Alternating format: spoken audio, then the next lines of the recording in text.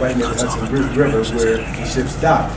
And so you can imagine Africans were aboard those slave ships for 2 to 3 months, depending on the weather conditions. So Africans are in the hull of the slave ships, anywhere from 200 to 500 Africans in the hull of the slave ship. Most of them are naked. Spent 2 to 3 months to make that transatlantic journey. Defecated on themselves, urinated on themselves. So they said that you could smell the slave ships coming from a mile away. So the slave ships docked at the harbor in New York, and the Africans now, who had gone through this horrific experience, were being marched off the slave ships.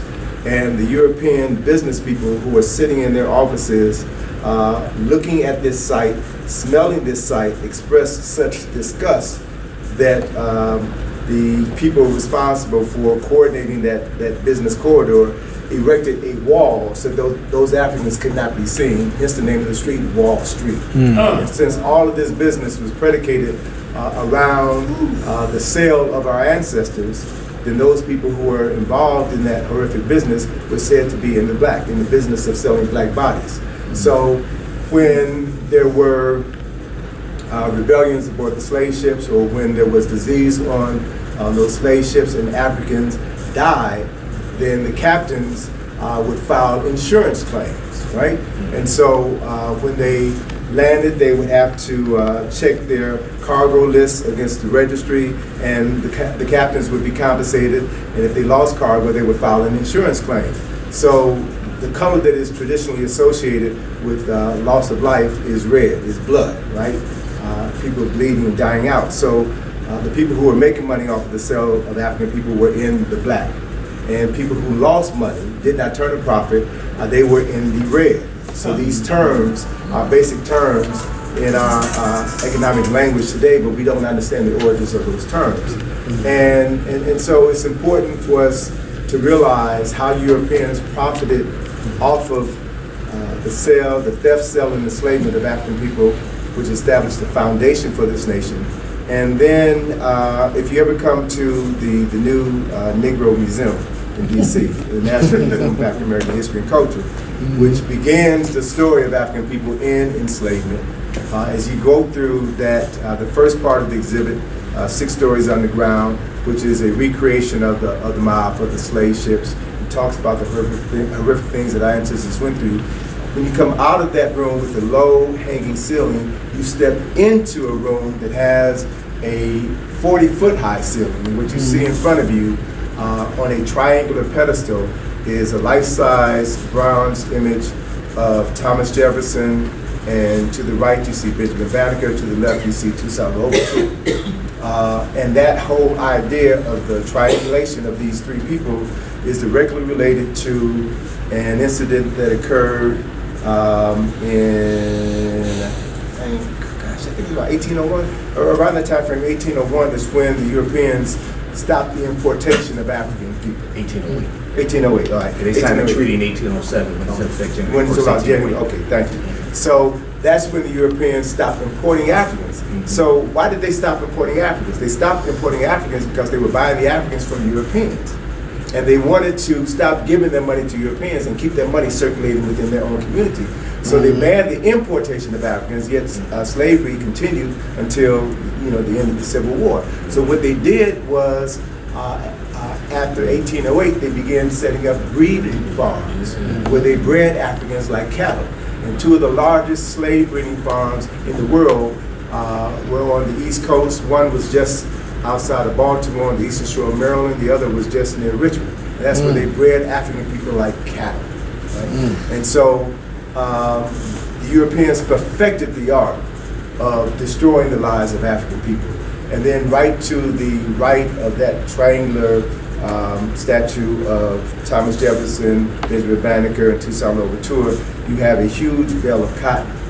And in that exhibit, they talk about how the advent of the invention of the cotton gin dramatically changed the business of slavery. Yeah, cotton is the cash crop that made the United States of America the wealthiest nation in human history. So with the advent of the cotton gin, Southerners can now grow more cotton, and they needed more bodies to plant the cotton, to harvest the cotton, to process the cotton.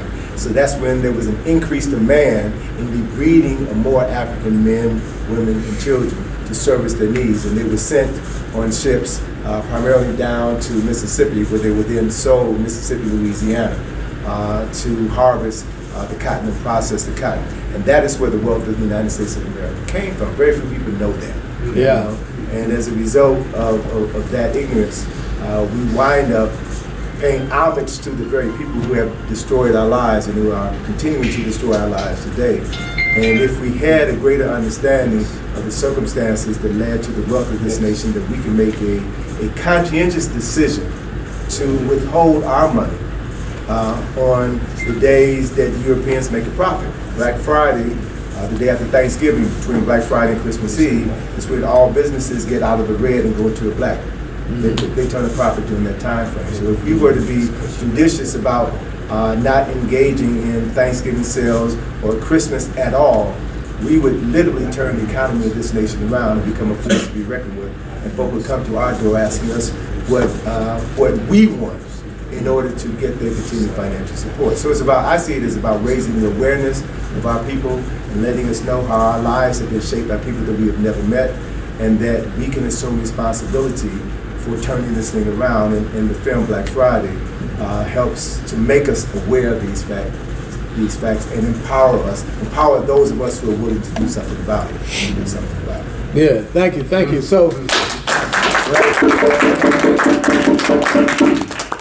the thing I challenge, because I like to give takeaways. We didn't just pick cotton or cook food for the slave master. We were engineers, we were shipbuilders, anchor makers, barrel makers, bartenders, barbers, hemp baggers, blacksmiths, coppersmiths, everything you think, all the skills, trades, and crafts, we dominate, okay? This is why after slavery ends, you're gonna have these large labor unions created, because now we can compete for fair wages, and now we can compete for these jobs. They create these labor unions and say you can only have white men who belong to these labor unions to lock us out of the jobs we were doing for free.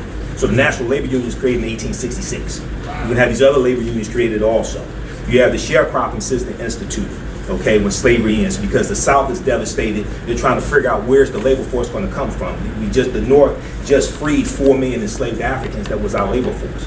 So where are we going to get the labor force from? So they used the convict leasing system from 1865 to 1928. They used the sharecropping system, and they used the black codes to regulate our movement, to lock us back into agriculture, either through the sharecropping system.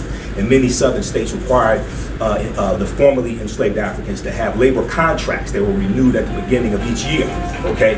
And they have these various types of vagrancy laws, things like this. So they're trying to lock us in with the sharecropping. They're trying to lock us in with the convict leasing system as well, okay? Tony talked about Wall Street, right? New York, before it was a British colony, was a Dutch colony called New Amsterdam. Read an article from AtlantaBlackStar.com that deals with 7 facts about Wall Street, and it talks about the origins of it, okay? He talks about the insurance companies. Well, we know that the New York Life Insurance Company started the spring of 1845 as the Nautilus Mutual Life Insurance Company. And for the first 3 years, they sold about 508 insurance policies on enslaved African people on the plantations. Because what a lot of slave owners would do is enslaved Africans that had very dangerous jobs, like they worked in sawmills, they worked on steamships, they worked in coal mines, they would take out an insurance policy on them. So when they died, they would collect 3/4 of that investment that they had in that slave, okay? So you had about over 40 insurance companies in this country that took out insurance policies on enslaved Africans as well.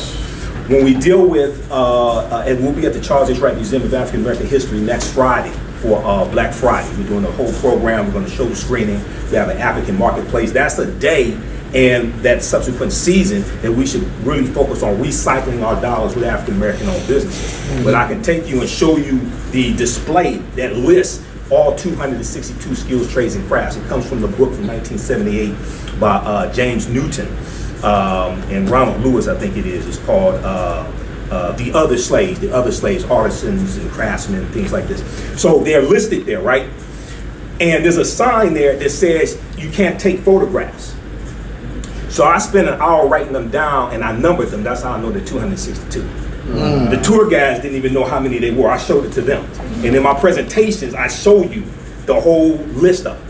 Okay, so one of the things that we have to engage in, and we connect this to the Haitian Revolution. In Haiti, 1791 to 1803, and declared their independence January 1st, 1804. And the Haitian, these two brothers in the document in 1804, the hidden history of Haiti, from director to written sheet. They engaged in guerrilla warfare to gain their freedom. We need to engage in economic guerrilla warfare.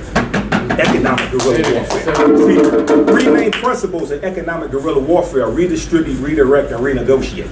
Okay. Redistribute the pain of those inflicting pain upon us through a targeted, sustained economic withdrawal strategy. Yes. Redirect dollars to African American owned businesses so we can become the #1 employers of our own people, just like every ethnic group in this country. And then renegotiate our relationship with corporate America to redirect dollars in the forms of contracts, in the forms of vendor contracts, in the forms of distributorships, franchises to African American owned businesses, advertising contracts. One of the things you look at with these corporations is, wait a second, African Americans spend this amount of money with you. 10% of your income comes from African Americans. What percentage are you spending with African American on radio stations, newspapers, magazines, advertising agencies? See, my degree is in business administration, and it's not in history. All right. I've been doing this for 25 years, so I understand the interrelationship between them. I've done business management, I've taught entrepreneurship, I've managed a business consulting company, had government contracts, went out and got them at the county and state level. Okay, so we have to deal with economic guerrilla warfare, but you can't try to seek validation for white supremacy and fight white supremacy at the same time. Come on, right. So many of our people are conflicted. All right, and the history and culture, people's history and culture teaches them how to deal with the problems of the past in the present and the future.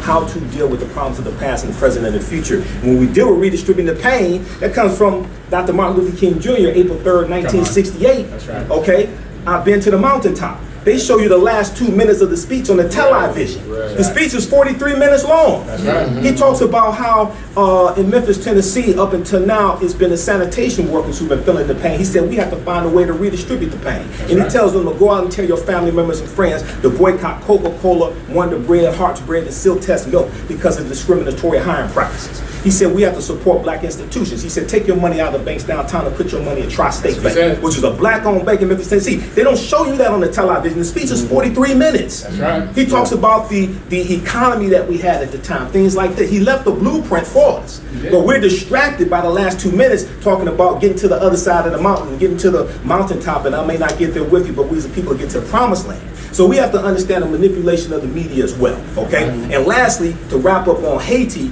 the Louisiana Purchase of 1803, 828,000 square miles of land. That's right. Double the territory of the U.S. Come on. Okay, it's signed by Thomas Jefferson, but they're able to get that land because Toussaint Louverture and Dessalines and the Haitian Revolution kicked the French's behind. Napoleon, and they had to sell all that land, right. Okay? And the majority of the land that France sold, they didn't even own. That's right. The majority of the land was owned by Native Americans or indigenous African people. That's right. Okay? But what this is going to do, because of the invention of the cotton gin in the early 1790s and copies of the cotton gin, this is going to create an increase for enslaved African people because now you doubled the population, you doubled the territory of the country. Come on. So when they talk about the Louisiana Purchase, you can't talk about the Louisiana Purchase without talking about the Haitian Revolution. Come on. Okay, so I'll wrap it up with that. All right, good.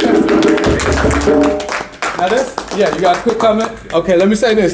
We're going into the part of the Q&A that we call rapid fire. Right. And in this part we have, that was rapid fire. Well, we have the audience ask a couple of questions, but we want to keep the comments to like a minute, 2 minutes, so we can get more questions in. But what do you have? I have to say this. I want to say it after King. I forgot your name. I'm sorry.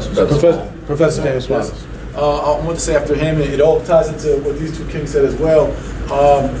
So we talk about solutions in the beginning, right? Correct. And so I have a book called The Solution: How Africans in America Achieve Unity, Justice, and Repair.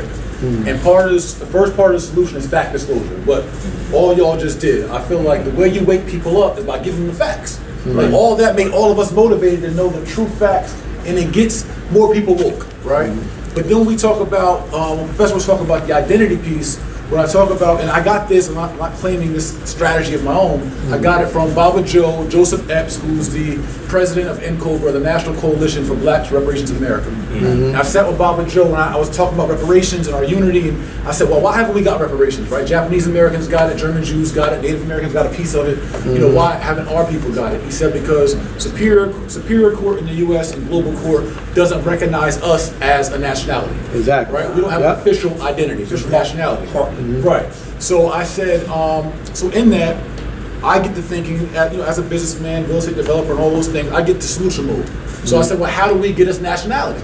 And he said, well, per Human Rights Court, per World Court, a critical mass of people need to have a plebiscite, public vote, to acknowledge themselves as an identity of what they choose as self-determined people, and then being co-signed, in a sense, by another sovereign nation. They then can have a seat at the World Court and be globally recognized as a nationality and identity. So whether it's a global recognition or a human court or not, it's not the point.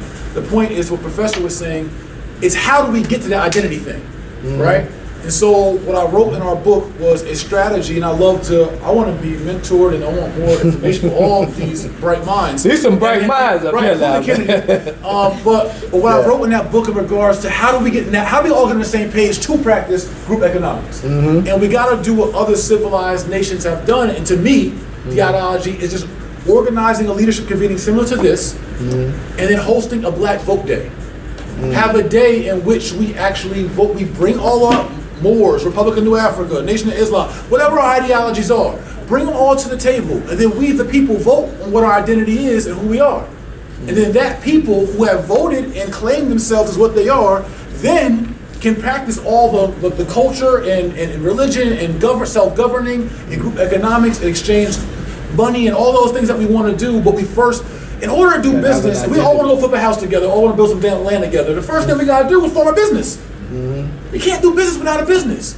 So we want to do all this nation building business, all this group economic business without having a business. Exactly. We all identify ourselves in different ways. So I think the first way that we come together to do collective group economics, freedom fighting, justice, repair, and all that is to first be organized, sophisticated enough to vote on who we are, and then all be under one culture, one identity, one flag, and then we go handle the business. I agree with you. I agree with you. We really need to study business as well, because a lot of our people, and I've taught entrepreneurship at the college level and for nonprofits, and a lot of our people engage in entrepreneurship but haven't studied it. Okay, so we have to study. Read Black Enterprise magazine. Go to blackenterprise.com. Those are some takeaways that we can give to the people to do. Yes. Quick comment, then we're going to get some questions from the audience. First of all, I believe we got to learn how to identify the opportunities that's out here, because I used to own a company called Compton Wire Wheels. I'm a lowrider guy, and I used to make those wheels for lowriders. I started manufacturing my own wheels. Yeah, that's what's So up. I come to the people and say, hey, I want to give you a job. What am I making? Minimum wage. Oh, well, that ain't enough. Well, I'm going to go to college and get a degree. But let me flip that on you. So I turned it over to the Hispanic community. Oh, I'm going to have my cousin Hugo come from Mexico and let them do it. So I say, you came all the way from Mexico to come over here and make minimum wage, and there's 8 of y'all living in this house? They say, yeah, but I'm only gonna be there for a little while, because then he gonna let me start my own company. So 20 years later, why is all those guys millionaires now? Because they understand the power of working together. They understood the opportunities that came from a train. I hate to be the contrary guy, but no, they didn't. They were operating out of a level of desperation and poverty that anything up was up. And that was the motivation. We got that same thing you're saying they got. But if you live in a society where you got access to $1 million and somebody's blocking you, your behavior about getting to it is going to be different from a guy who lives in a society and only have access to $100. Because having access to that $100 means the same thing to him that access to the $1 million means.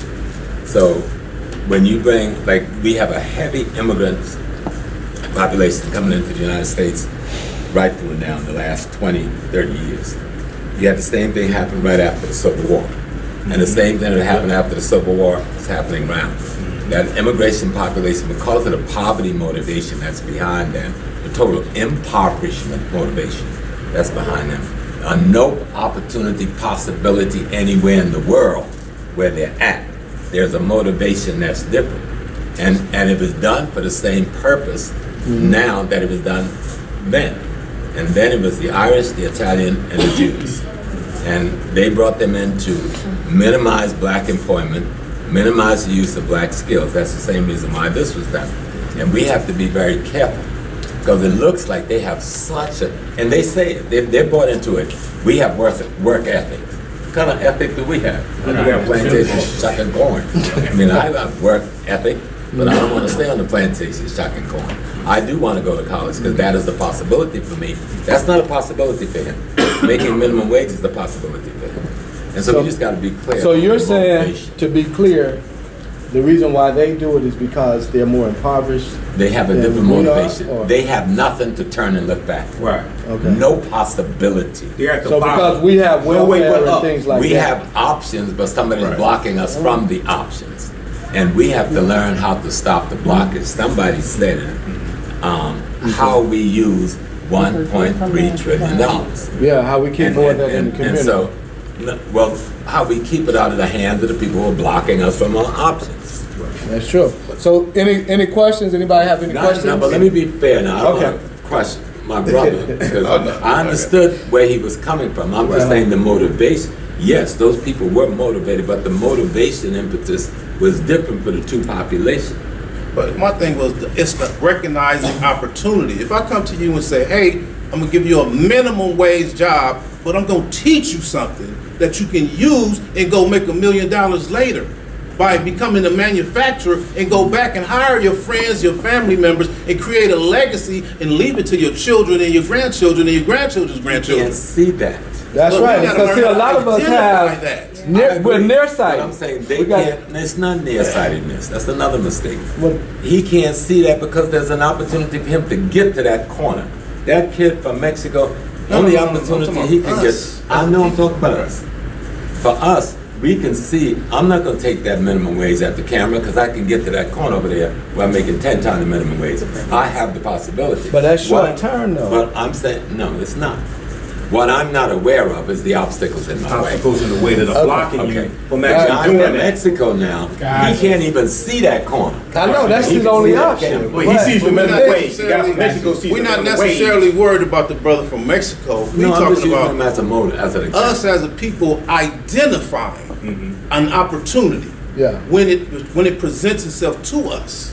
It may not look good, it may not pay enough, but if it's something that's going to create a legacy for you, take it.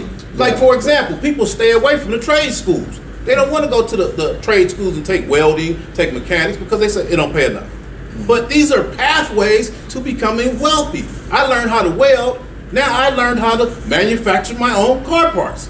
What did I do? I just saw a problem, took some metal, bent it, put it in place, put some holes in it. Now I sell them all around the world Again. because I know how to weld. Come Most back of to- us don't know how. Come back to the question. And we gotta deal with Yeah. it till we stop it. You ain't going nowhere till we do Okay, this. okay, go ahead. Go ahead. Go ahead, Papa. We were doing all of those things. Exactly. When somebody said integrate civil rights. Yeah, as our that's true. That's true. abilities. That's true. All right. And then we say, oh wow, I'm a good welder, but damn, I want to be on Wall Street. Right. Because he make it. Right. Somebody gave the illusion of that possibility. Okay. And we bought that illusion, not understanding somebody had already put roadblocks in the way.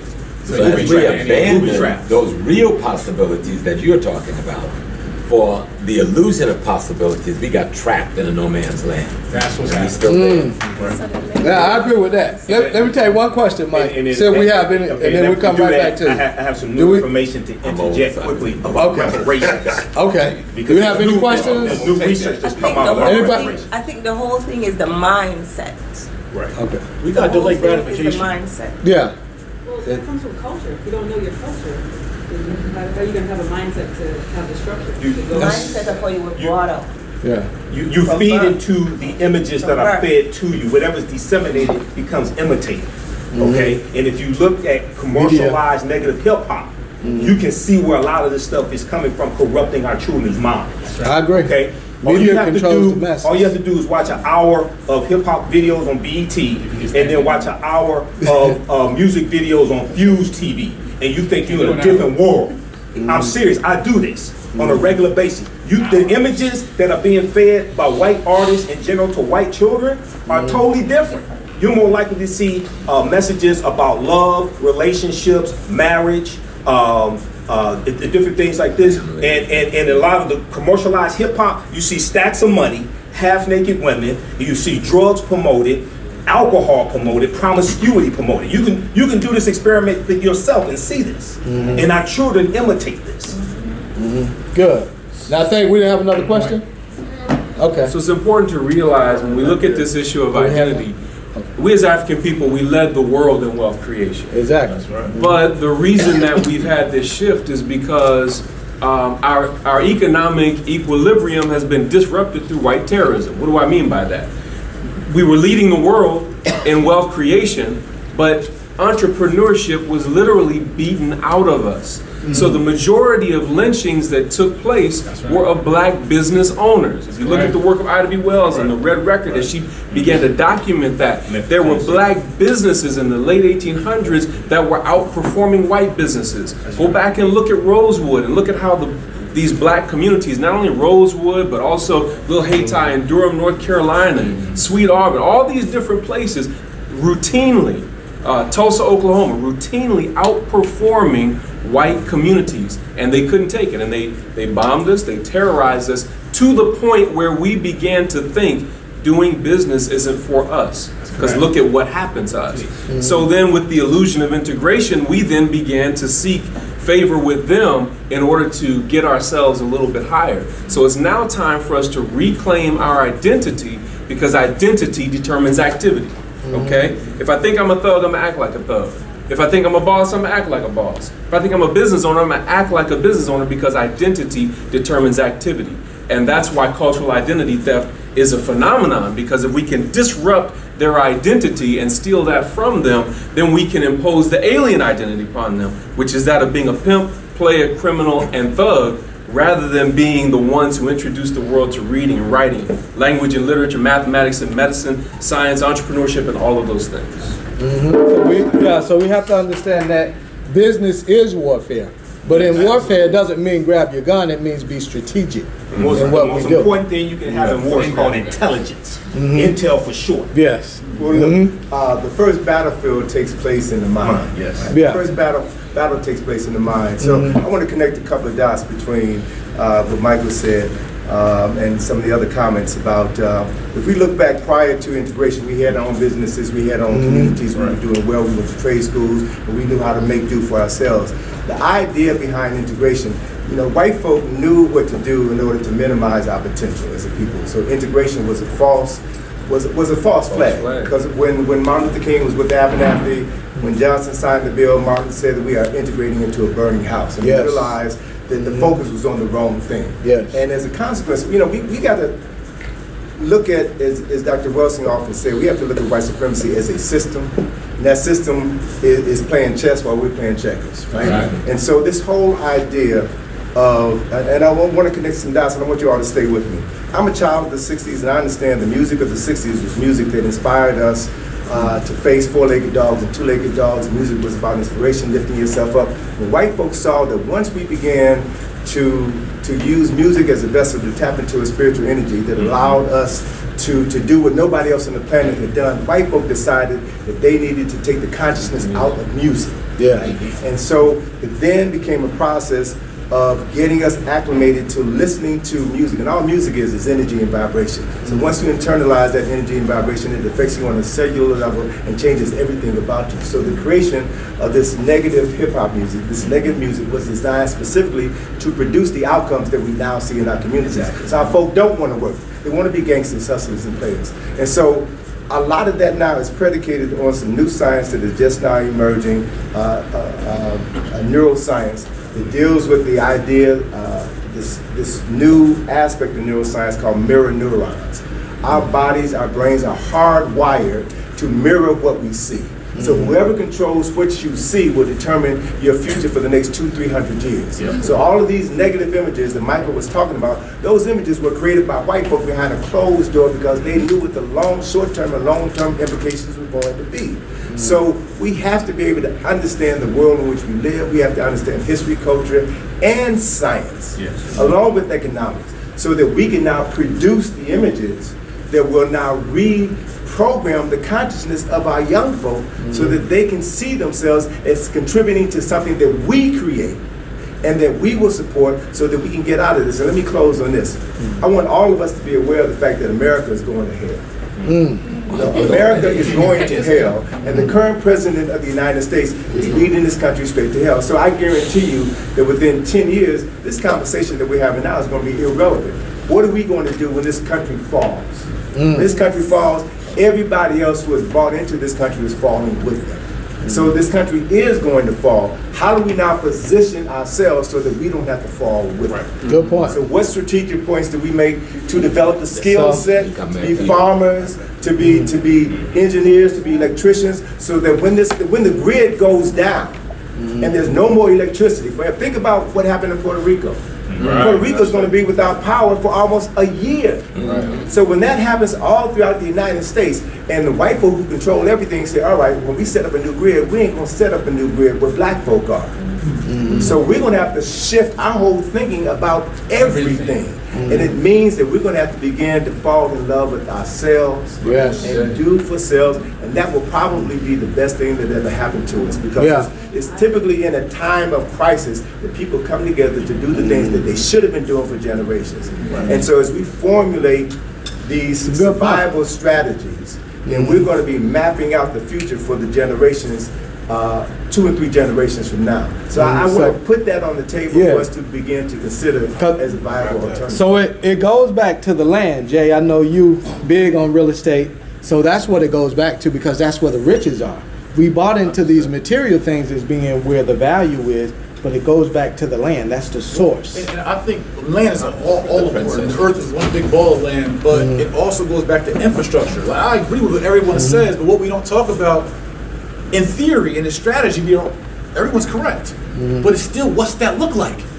How do the you process do that? or the right? system. So it's saying we can say what we need to do as a people, but then how do we do that as a people? And so that's what goes back to what I was saying in regards to first, we as a people need to form we need to literally, not just theorize and talk about it, we have to literally come together. So how do you literally come together? No, we start with Gary, Indiana, we did it. We did it before Gary, Indiana. We've done it since Gary, Indiana. The Nation of Islam outlined a plan. It's real. Because we were mainly a Christian country, not a Muslim country, we rejected it. The Republic of New Africa offered everything you're offering, but because they said they were the Republic of New Africa, we rejected it. And so what we need to do is examine some of those models that has already been put in place, especially after the conference in Gary, Indiana, that was 1968. 1972. Black Power Convention. Right. And because what you're saying is on, but it's almost always been done, but something has been missing But here's what I think is missing, King. I want to just build with you. What's missing is that it's always a charismatic leader or a influential group who says this is what we should be. No, that's not historically true. We say that a lot. That's not true. These were collective with people from all over this country, from all the different religious groups and stuff. Something else that was still missing. You said it the first time you talked, when you made your first statement, the question of identity was not established. And so everybody that came to that table came with a different identity, and they couldn't settle on what you said we need to have.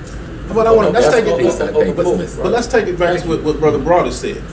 When all the utilities went down over in Puerto Rico, they didn't know what to do. They stuck a whole year. But if that would happen to me in my household or my neighborhood, I know the trades. I know how to climb up on that pole and figure it out, because I've had electric class. I've dealt with cars. I've dealt with automotive. I've hammered nails. I put roofs up. I took apart that phone plug, trying to figure out which wires are going to make it work so I can have a phone in my room. I figured out my mom said, if you want that light fixed, you better fix it, because we ain't got no money.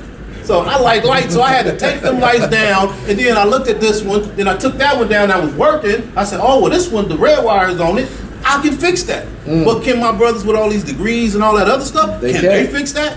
When their car goes out, something break on it, can they fix that? I see young people all the time, they don't even know what the spare tire is. They don't know how to pop the hood. So we got people running around here with double master's degrees that got all kind of credit, but the man tell them, hey, your engine's no good on that new Lexus. and only thing was wrong with it was the spark plug wire popped off. We gotta go back to the trades. But everybody That's the got- but- solution. no, That's where it starts at. Go back to the trade. Everybody got different talents though and gifts, so we all gotta bring our gifts to the collective. But you know so what? Like, It should listen, be standard. I won't know what a spark plug is, but I'll tell you what an RY, cat rate, LTV, ARV, and all that is. But my point is, if your car cut off at 2 in the morning and AAA be like, oh, we can't get to you because of this tornado just hit. But if I What know are you who I gonna am, do? That cat rate ain't gonna help. But check what I is. If I know who I am and I know who my community is, I call my brother in my community who has a specialized knowledge base in that craft. But my point is, it should be standard We all that we gotta all learn learn. the Real same estate, automotive, electric, everything we use, we should know about it. We put people in school You're for saying it 4 should be years. foundational. It Yeah. should be foundational. Yes, It's not the only thing that we study, that but we it's know part of these the things. foundation. Yes, it should All be right, a part of it. I agree. That's Baby girl has something to say. Yeah. Oh, yes, Yeah, no, and we got little Kennedy got a comment. You're trying to get it Set us straight, elbow. son. Yeah, you got help on your way in, Kennedy. Going back to what Mr. Browder said, so you're basically saying how we were before electricity came in and all of that stuff when we were back in Africa connected to our roots. If all the power grid goes out in the black communities, are you saying that's how we should start living again? No. I'm saying we should prepare ourselves. And basically, I want to veg back on what both these brothers were saying. We need to have some of everything. We need to have people with every skill set imaginable. It's part of a collective. And we agree to work together for our collective benefit. But we should know who we are. True. So that's all part of the pie. Hopefully that's part. That's of what all we're part doing of the now. pie. That's what's gonna come. Exactly. That's gonna come with Okay. as you acquire more knowledge. You're gonna come into that and really develop that identity. It's All not right. gonna be something that's microwavable. We're gonna take a couple of questions. Oh, the brother in the back had his hand up for us at the beginning.